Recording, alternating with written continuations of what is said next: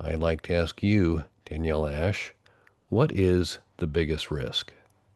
Well, I'm going to give a self-serving answer and then I'm going to give more of an investor-based type answer. So the self-serving answer, I think, is, people come to me from all different sectors of real estate and at all different parts of their career, from early stage developers, sponsors to, super high net worth sovereign wealth funds who've been investing for 50 plus years. And I do think one of the biggest mistakes or risks that people face is not having good counsel involved in their transactions. Having transactional counsel who has the combination of wanting to explain the risk to you and able to do it in a way that you understand. Um, and also not getting in the way of the transaction just to look smart or kind of win the point.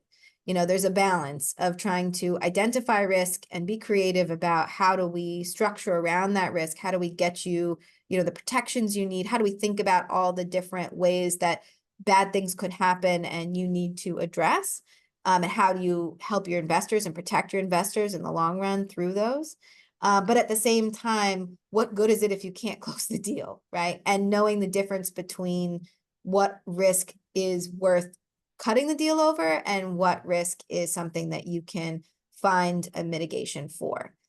So that's on the self-serving side because, all the time I see attorneys who aren't really doing that extra work, or where clients come to me and they've done a deal and they didn't see this issue before and now they're facing it and they need real explanation as to like why we have to think about it.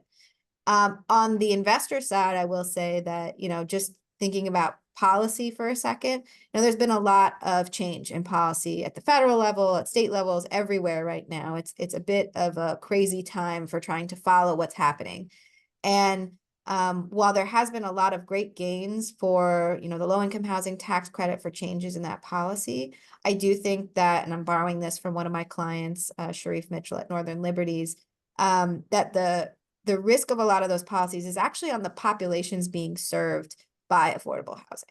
And we don't always think about those sort of tertiary elements. We don't always think about the fact that, they still have to put food on the table, that they have to figure out how they're going to get, their children to school, that they have to commute. All those costs come into play. And what we've seen over the last few years with a lot of affordable housing, especially coming out of COVID, is you have a lot of high arrears issues coming up because tenants have to choose. Do I pay my rent or do I feed my kids? And when you have policies that make those potential decisions harder or where they're losing potential benefits, in some states, it's very hard to get your tenants out for non-payment. And so a lot of them are going to take the risk that, maybe I'm just going to feed my kids instead. And so I do think that's something important to think about, that when you're putting together a capital stack, you're looking at the population, you're figuring out how you're going to serve that population, how you're going to work with those people to ensure that they have the capacity, they have the other resources they need to stay in that housing, because that really is going to impact the value of your asset in the long term as well.